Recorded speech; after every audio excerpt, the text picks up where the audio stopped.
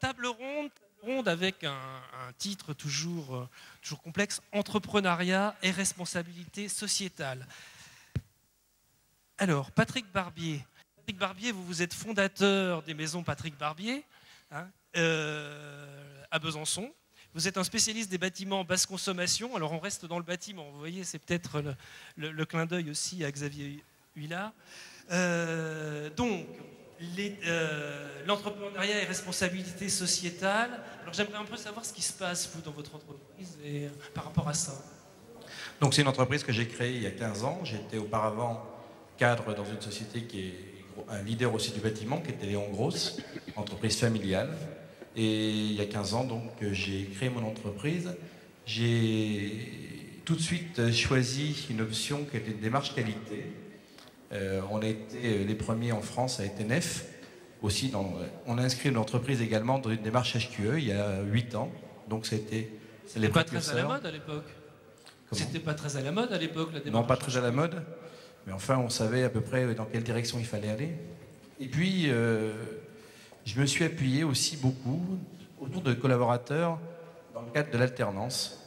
Donc des jeunes qui étaient, en général, on a eu un jeune ingénieur, des jeunes qui ont fait des BTS, des licences, des jeunes qui aujourd'hui représentent 2/3 de l'entreprise et qui sont tous issus de l'apprentissage ou de l'alternance. Alors, moi, j'ai entendu parler à votre sujet d'un groupe qui s'appelle Germe. Alors, qu'est-ce que c'est? Alors, en dehors de mon entreprise, j'essaye de passer un peu de temps en dehors de l'entreprise et de déléguer au maximum mes collaborateurs. J'allais avoir 50 ans, j'espère encore travailler longtemps, mais j'espère aussi que certains de mes collaborateurs auront un jour envie de venir au réseau Entreprendre pour reprendre mon entreprise. Donc, depuis maintenant 5 ans, j'anime un groupe qui s'appelle Germe. 50 groupes en France sont du même type.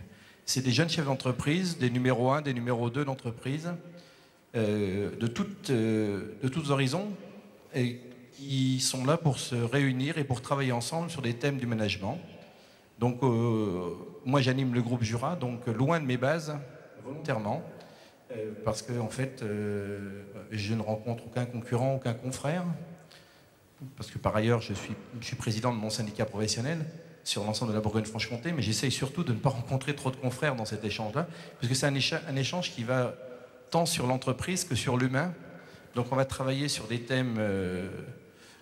Aujourd'hui, on a travaillé sur un thème qui va choquer beaucoup de monde, qui est le management et les arts martiaux.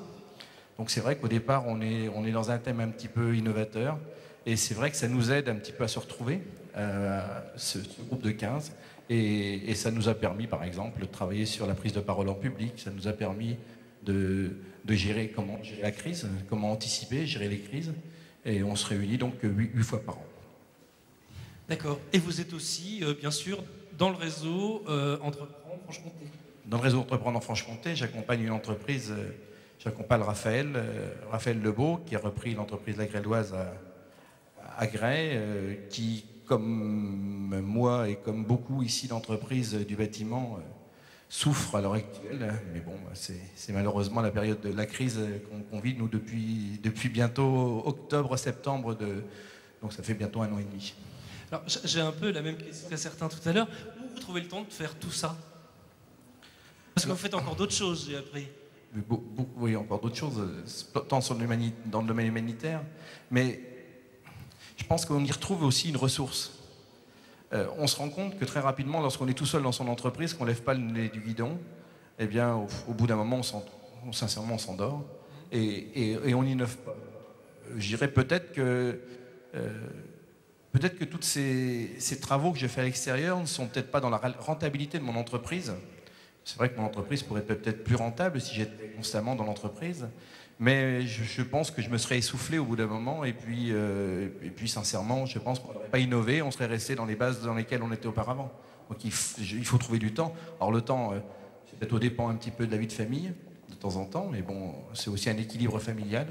Mais je pense aussi que c'est aussi l'intérêt d'un chef d'entreprise d'être présent dans les syndicats professionnels, d'être présent auprès des jeunes chefs d'entreprise, parce qu'en fait, demain, je pense qu'ils seront là aussi pour continuer et persévérer un petit peu, perdurer un petit peu ce qu'on a lancé.